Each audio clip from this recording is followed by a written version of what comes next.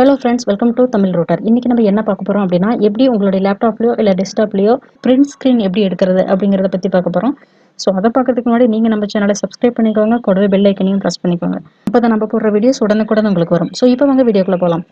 Okay, நீங்கள் வந்து எதோ நீங்கள் பிரிண்ட் ஸ்க்ரீன் பண்ண போகிறீங்களோ அதை வந்து ஓப்பன் பண்ணிக்கோங்க. ஸோ சப்போஸ் நான் வந்து இந்த இமேஜை வந்து நான் பிரிண்ட் ஸ்க்ரீன் எடுக்க போகிறேன் அப்படின்னா, நான் வந்து என்ன பண்ணுறேன் அப்படின்னா, பிரிண்ட் ஸ்க்ரீன் அப்படின்னு ஒரு பட்டன் இருக்கும், prtsc அப்படின்னு ஒரு பட்டன் இருக்கும் உங்களுடைய லேப்டாப்பில் இல்லை டெஸ்க்டாப்பில்.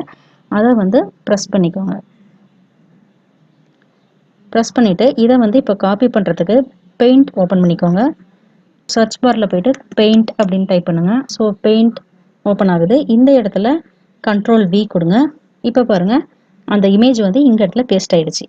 ஸோ நார்மலாக நீங்கள் எதை வந்து நீங்கள் பிரிண்ட் ஸ்க்ரீன் எடுக்க போகிறீங்களோ அதை ஓப்பன் பண்ணிவிட்டு கீபோர்டில் prtsc பிரிண்ட் ஸ்க்ரீன் அப்படின்னு ஒரு கீ இருக்கும், அதை ப்ரெஸ் பண்ணிட்டீங்கன்னா அந்த ஸ்க்ரீன் வந்து உங்களுக்கு வந்து காப்பி ஆகிடும். தென் நீங்கள் வந்து இந்த பெயிண்ட் ஓப்பன் பண்ணிவிட்டு நார்மலாக Ctrl+V கொடுத்து பேஸ்ட் பண்ணிங்கன்னா இந்த இமேஜ் உங்களுக்கு பேஸ்ட் ஆகிடும். தென் நீங்கள் வந்து இதை சேவ் பண்ணிக்கலாம். இந்த இடத்துல போய்ட்டு சேவ் அப்படின்னு கொடுத்துட்டிங்கன்னா உங்களுக்கு நீங்கள் எந்த நேமில் வேணாலும் கொடுத்து சேவ் பண்ணிக்க முடியும்.